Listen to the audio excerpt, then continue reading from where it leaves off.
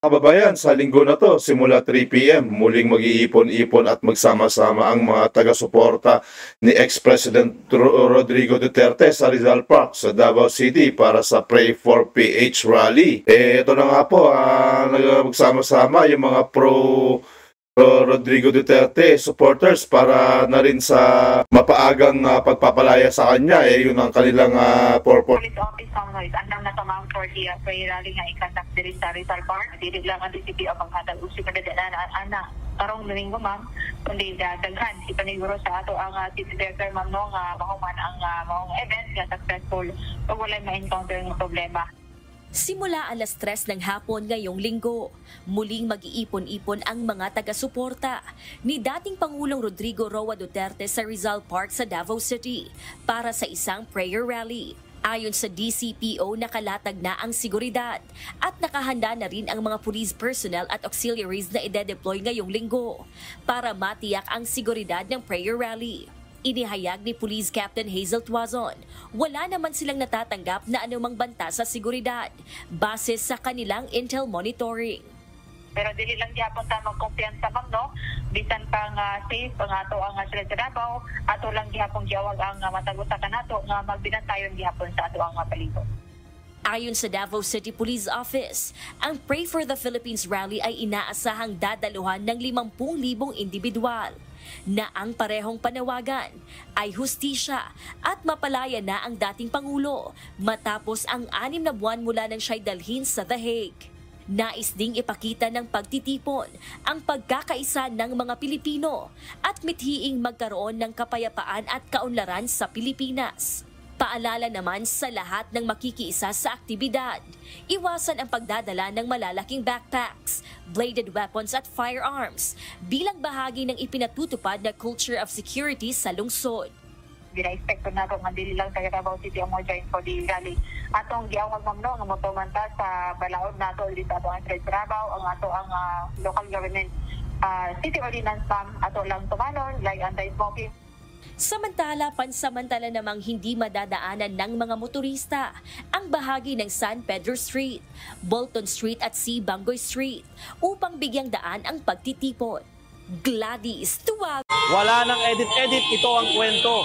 Idinaan sa panawagan para bumisina ang mga sasakyan kontra korupsyon. Ito ang ginagawa ngayon ng mga nag-rally dito sa Menjola, Maynila. Meron silang panawagan na busina, putol, korupsyon at halos lahat naman ng mga motoristang nandito. Wala nang edit-edit, ito ang kwento. Idinaan sa panawagan para bumisina ang mga sasakyan kontra korupsyon. Ito ang ginagawa ngayon ng mga nag-rally dito sa Menjola, Maynila. Meron silang panawagan na busina, putol, korupsyon at halos lahat naman ng mga motoristang nandito talagang bumubusina at nag-iingay ng kanilang pagkadismaya sa nangyayari katiwalian ng araw sa pamahalaan. Iba't ibang grupo, mga kapatid, ang nandito ngayon sa Menjola, Maynila para nga labanan at talagang kontrahin yung nangyayaring korupsyon sa bansa, partikular yung maanumalyang mga flood control projects. Pero ang sinasabi ng ibang mga grupo dito, tila sobra na at dapat wakasan daw yung pinaka-sistema. Ang sabi nga ni Calio de Guzman ng Partido Lakas ng Masa, dapat daw hindi lang basta ipakulong yung mga sangkot dito sa korupsyon, kundi dapat daw itigil yung political dynasty na siyang pinakaugat daw ng sistema ng corruption in the Philippines. So bukod sa PLM, nandyan din ang Sanlakas at iba't ibang grupo ng mga kababaihan, kabataan at manggagawa. Ang iba naman dyan, talaga mga grupo na nananawagan na tutukan naman daw yung krisis pagdating sa klima, no, yung climate change problem, at the same time yung mga concerns pa na naapektuhan na yung environment. So itong ginagawa nila ngayon pinaka parang patikim pa rin daw, no, sa mangyayari sa darating na Sunday, September 21. At nananawagan sila na sama-sama daw magpakita ng pagkakaisa sa darating na linggo sa Luneta para nga ipanawagan ang kanilang pagkadala at pagkadismaya sa matinding korupsyon na nangyayari nga sa Pilipinas. So mukhang magtatagal-tagal sila hanggang mamayang hapon itong ginagawang rally ng mga nagpoprotesta.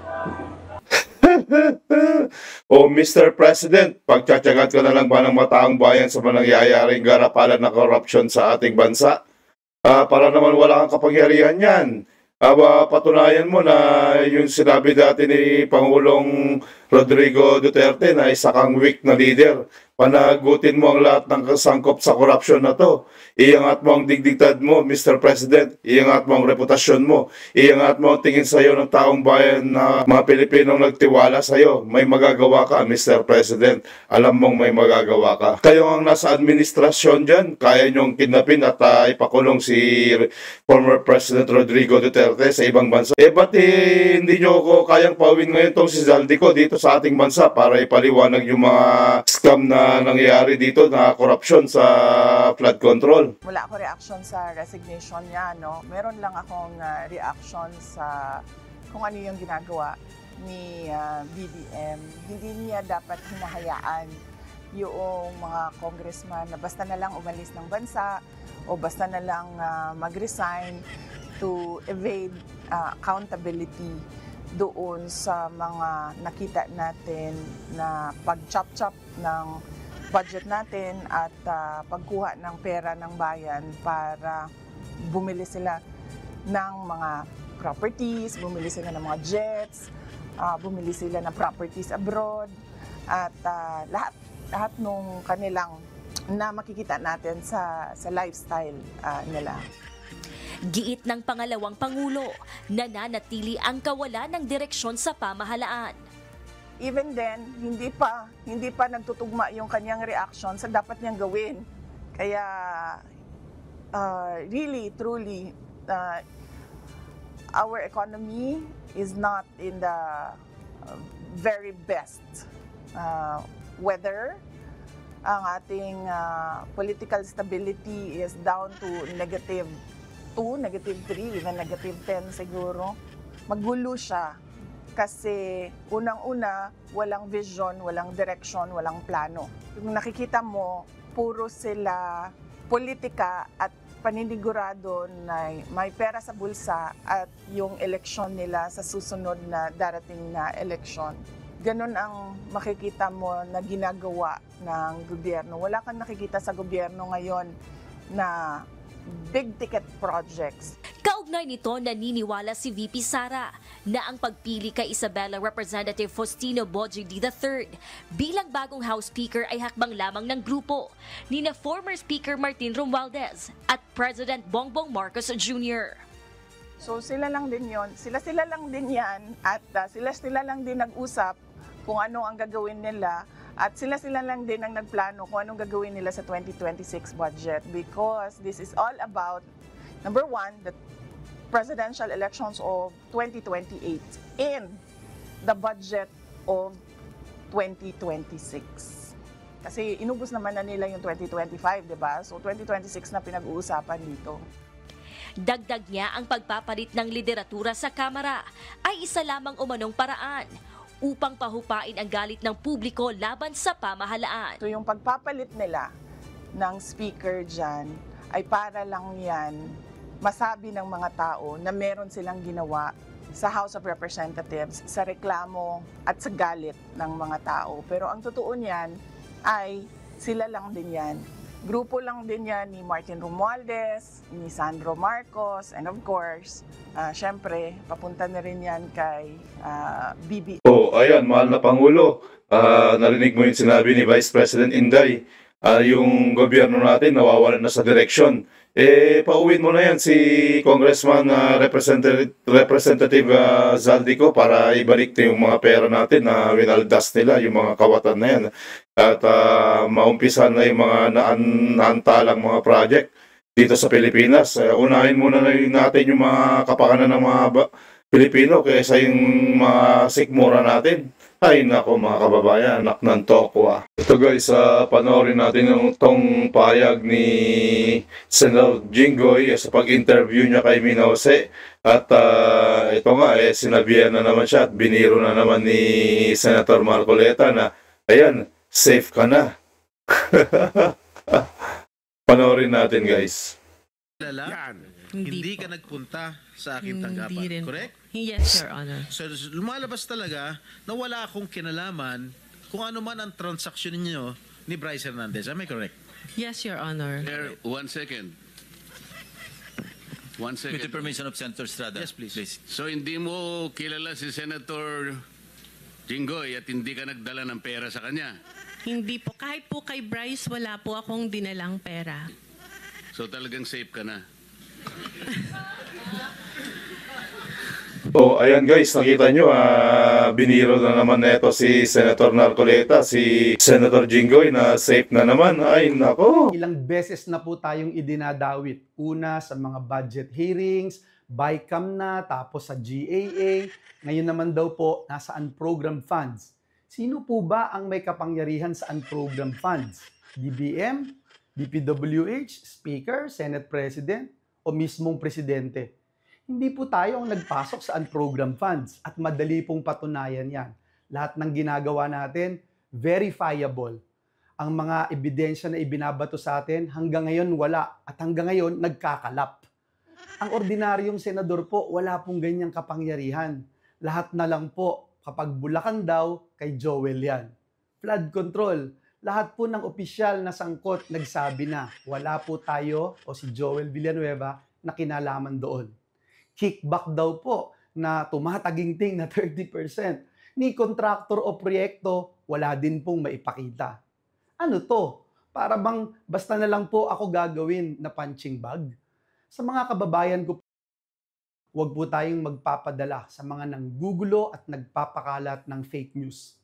Simula pa lang, ang dami na pong kwento. Mula sa budget insertion di umano, ginamit lang tayo at dinaan dun sa Bulacan, hanggang sa naging BICAM, hanggang insertion sa BICAM, tapos contractors, litrato sa cellphone, tapos paulit-ulit sabi gaa-gaa, at ngayon unprogrammed.